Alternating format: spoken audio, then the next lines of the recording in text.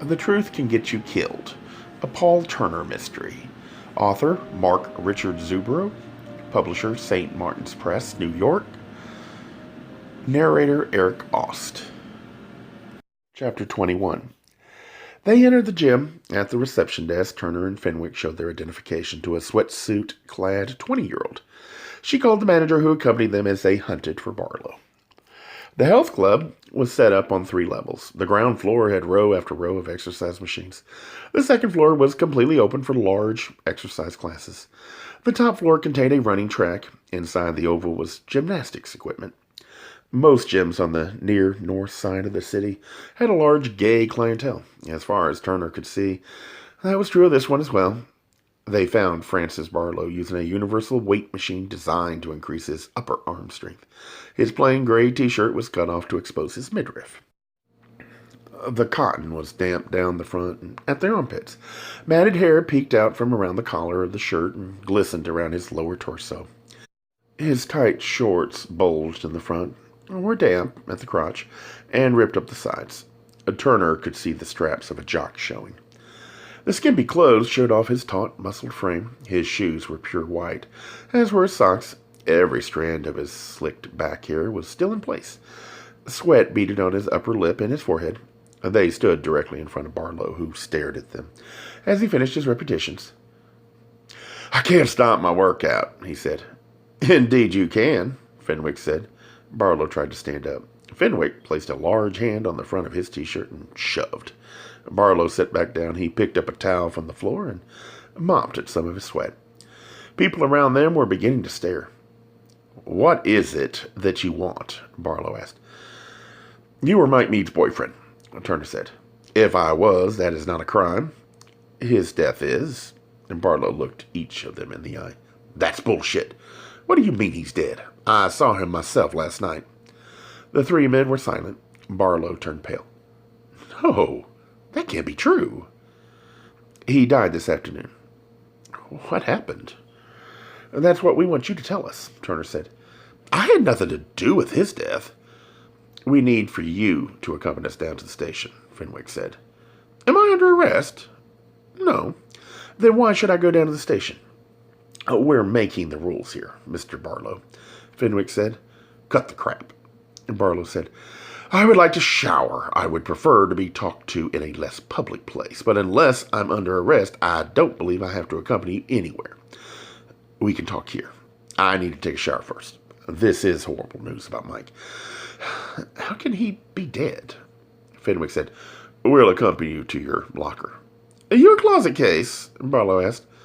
"Not this week," Fenwick said. The 3 men stood at the opening to the shower room as Barlow ran spray over himself. The 2 cops were not about to risk another possible witness getting away. The other patron, seeing 3 fully clad men watching Barlow, either grinned lasciviously or frowned worriedly and hurried out. Turner didn't find himself the least excited by what he saw. Barlow took his time in his ablutions. Turner noted Fenwick getting testy. Fenwick didn't look like he'd be the slightest bit gentle with this man.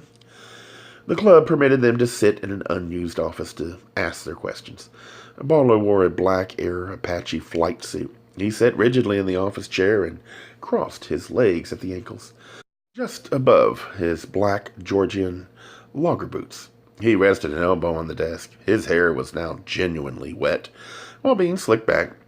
Turner sat on the desk near to Barlow. Fenwick and Hume stood against opposite walls. "Tell me what happened," Barlow said. Turner noted that Barlow's hands trembled slightly. One foot tapped the other regularly. Barlow's rigid control was cracking. "When was the last time you saw Mike Meade?" "He called me last night from his house, after you were through with him. I stopped over. I didn't ring the bell. I waited in my car outside. Reporters were lurking all over the place. When I got there, he ran out and jumped in the car. He was angry about what you had accused him of. The poor guy was a mess. He felt really guilty about his dad." "You mean he killed him?" Fenwick asked. "No, not that. About the things he said to him before he died. He was heartbroken. He really loved his dad. He wanted to talk. We went to his place in Rogers Park. He cried a lot. We spoke until about 4 this morning. I left. He stayed there. Do you have proof that you went home? I have proof for none of this. At the time I went home, the streets were quiet, deserted. I saw no one. I slept until nearly 1 this afternoon. I went out and ate at a health food restaurant near my home. And then I came here, and I've been here ever since. Tell us about your relationship with Mike Mead. We were good friends, but we were never lovers. His sister told us you spent a week with him at their cabin. We found pants in his closet that are likely your size. You were more than friends. I must have left the pants in the cabin by accident. Tell us about you and him, Turner said. First, you tell me what happened to him. You say he's dead. Barlow's voice wavered. Turner saw the pursed lips loosen and tremble. Barlow leaned over, put his elbows on his thighs, and intertwined his fingers. He looked up at Turner. Please, tell me what happened. You wanted to be lovers, but he didn't, Turner said. Barlow looked at the ground. Turner saw Barlow nod his head as he whispered. Yes. Turner saw a tear fall to the ground. Turner and Fenwick were masters at waiting for a suspect to speak. After a few minutes, Barlow wiped his nose on his expensive sleeve and began. We met at the bar, on Naturel. I knew who he was, though. I'd seen him from a distance at the office once. At the bar, it was his night off, and he was by himself having a beer. I introduced myself to him. Mentioned I saw him at the office. He became quiet, concerned. I assured him my interest was in him and how good-looking I thought he was, not in any connection with his dad. That was true. I didn't date him because it could help my career. How could it? I liked him because he lived a looser, unstructured life and is pretty rigid. Did he talk to you about coming out to his parents? He was never out to his dad or mom. As far as I knew, he told only his sister. Does your family know about you? Turner asked. That I'm gay? No. That's why I took the job here. If I'd have gotten an offer from the West Coast, I'd have taken it. I needed to have some space. Mike and I shared that in common. It was good to have somebody to talk to who wasn't judgmental. Guys I'd dated a few times were always asking about why I didn't come out to my parents. One guy wanted me to go with him to a party with his co-workers on that National Coming Out Day last October. I broke up with him because of that. I'll come out in my own good time. What happened with you and Mike? We began dating. It was amusing in the office. The judge would be bragging about his kid, but I was the one who knew the true story. When'd you meet? Last spring. And you were dating until now? No. We dated for about 3 months. But he had odd hours, and I have a great deal of work I bring home. We couldn't see each other that often. I wasn't about to go to the bar to get a feel. Not when I'd been with him in bed. You broke up? I wouldn't put it like that. I told him I loved him. He said he wanted to just be friends, and we were good friends. Still, we could open up with each other without the demands of a lover's relationship. You probably wouldn't understand, but we were an outlet for each other. Fuck buddies, Fenwick said. Crudely put, yes, but not so much recently. But you each saw other people, Turner asked. He did. I was too busy. Sometimes we'd get together and talk about who he was dating. That must have been difficult for you. Why? A guy you love telling about his dates? Hold it. You're getting this wrong. This isn't some jealous lover's murder here. If it was, why would I murder Judge Mead? I'd have been angry at Mike. We didn't have an angry breakup. That vacation last summer was the best time I've ever had. You knew he hustled. Of course. That didn't bother you. If we'd become lovers, it would have, but we weren't. Did you go skiing with him in Aspen this past week? Turner asked. Barlow hesitated. He told us he was with a wealthy client, and then later with a friend. We can check the airlines. They'll have records. We can check your credit card company. I know that. We agreed to meet in Aspen after he was done with the client. I went with him to St. Louis. At each stop, he insisted that we stay in a room with 2 beds. He told me I could meet him as long as we got separate beds. We couldn't afford separate rooms. I admit, I would still have been happy to make love to him. What he didn't know about what I caressed while he slept wasn't going to hurt him. What'd you do in St. Louis? Tourist stuff. Went to the Arch, the train station, had dinner at Tony's restaurant. Fabulous place, Ian said. Yes, it is refined, elegant, and very expensive. As you know, the flight back to Chicago was delayed. What happened when you got there? They gave us free drinks on the plane. While it was delayed, we were feeling no pain. We walked off the plane arm in arm. His dad must have seen us. Mike gave me his baggage claim ticket so I could pick up his luggage and bring it to its place later. Mike was afraid he was going to be late for work. Plus, he said he had to meet somebody at the airport. Do you know who? No. A client? When he didn't give me a name or tell me it was a friend, I assumed it was a client. He never said. Then what happened? He said he would find his friend and get a ride with him, or take a cab with him. I wanted to go straight home. I had to get moving. I was supposed to meet my friend from New York for dinner, and I was very late myself. We said goodbye on the lower concourse. We were still pretty intoxicated, laughing and giggling. I teased him about the sugar daddy he was probably meeting. We were feeling really giddy. I grabbed him and kissed him goodbye. I figure, who would know me at the airport? The judge saw you, Turner asked. He came running up to us. He started berating Mike, calling him names, making cracks about him being a faggot. How dare he make a public display of affection? That kind of thing. I felt bad because it was my fault we kissed. I was feeling affectionate and New Year's party happy. All the time he was castigating Mike, Judge Meade never raised his voice. Nobody around noticed us. Mike was really pale, trembling. His dad looked like he was ready to hit him. I tried to get in between them. The judge turned on me. He told me he'd be sure I was fired as soon as he got back from Montreal. He said ordinance or no ordinance in the city of Chicago, he was going to find a way to fire me. He said that it applied only to city workers, not to federal employees. Is that true? Fenwick asked. I think so, Ian said. I was willing to stay, but Mike said I better go. His dad told me to get the hell out. I began walking away. Mike ran up to me a minute later and said everything would be all right. He'd take care of my job, and not to worry about his dad. From all I knew of Judge Meade, I didn't have much faith in Mike's reassurance. Soon my job was gone. I got in the cab and went to meet my friend. We went out to dinner, as I stated earlier. We haven't been able to get hold of your friend. Barry has trouble with the phone company periodically. You'll get hold of him. He'll back up what I say. Why didn't you tell us about you and Mike Meade when we talked to you earlier? You didn't ask. I hadn't had a chance to talk to Mike. Since I knew he'd seen his dad, I didn't want to implicate him. Nor yourself, Turner said.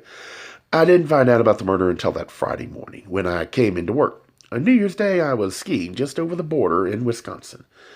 I don't listen to the news. They left Barlow in the room and met outside. Fenwick said, a jealous old lover, about to lose his job. He has all the makings of a fine suspect. Sort of fits, Turner said. I'm just not sure. Although he's going to have to come down to the station, I'll have to question him again. Who could Mike Meade have been going to meet that night? Ian asked. If he was really meeting someone, Fenwick said. Making that up would be something good to add if Barlow needed an out. Turner said, why would Mike or Judge Meade need to go to the federal building? What makes that place so important? I hate coincidences, Fenwick said. So, it's important? Fenwick shrugged. Apparently so, Turner continued. If what Schurz told us is true, both of them went there.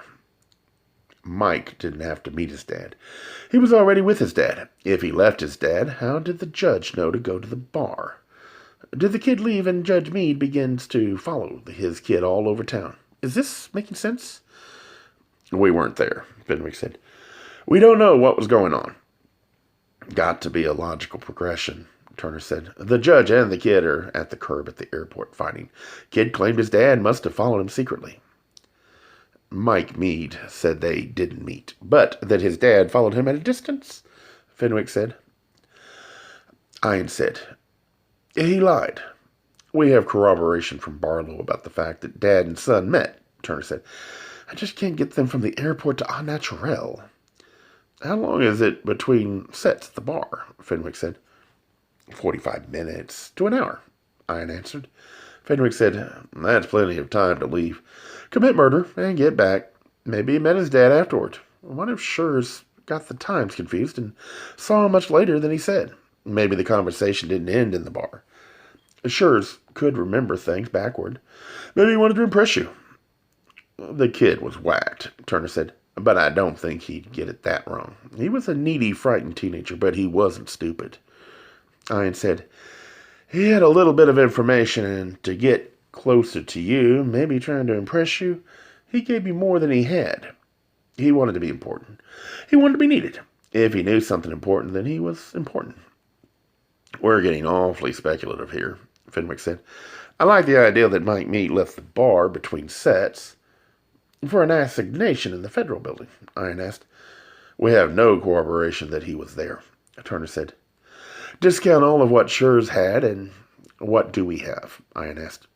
Barlow and the mysterious stranger, Mike Meade, was meeting at the airport. Fenwick replied, which at least helps Barlow, Turner said. We still haven't talked to his alibi, and he could have gone out afterward. Killed the judge. His lover is in pain. Hell, he and Mike Meade could have killed his dad, and Mike Meade feels such guilt that he's going to turn them both in. The son has to die to ensure silence, Fenwick asked. The door to the office opened. Can I leave? Barlow asked. We need to bring you down to the station, Turner said. We're going to have to do more checking. Barlow nodded. Let me get my stuff. Fenwick accompanied him to the locker room. Ian said, I don't trust Barlow. We don't have any physical evidence that he is the killer. I don't like it that the only people who can contradict his story are dead. Ian said, I'm going back to the office. I'm going to try squeezing my sources some more. Barlow must have friends in the gay community. I'm going to find them. And you don't have to remind me. None of this is publishable. But I expect a complete, utter, and entire exclusive on this. Would you settle for a hot date with an NFL quarterback? As long as he's under 30? Sure. Ian left. As Turner and Fenwick took Barlow back to the station, light snow drifted in a diminishing wind. As they crossed the Chicago River on Lake Shore Drive, Turner looked west to the towers of light shrouded in cold. The snow made them even more stark and beautiful than usual. Gay Mysteries audiobooks. I think it is easy to hate a label, but a face humanizes the word. So this effort is twofold. To offer comfort to those like myself that your world didn't end because you don't fit into the view of acceptable society on both sides. And in hopes of helping those with family that are LGBTQ, that it doesn't mean we are aliens from the child they once knew. Reassure them so they can maybe be supportive at the same time, being true to their values.